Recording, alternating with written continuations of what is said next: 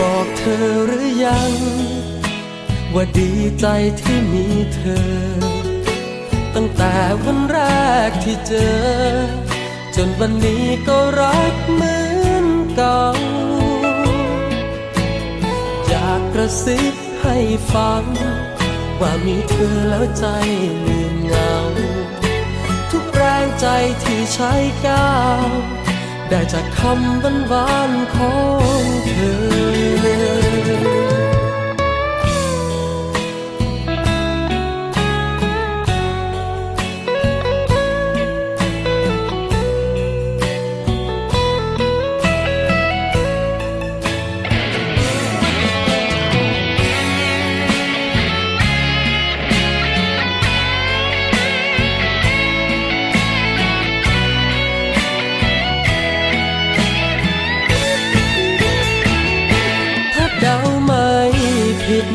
คิดถึงกัน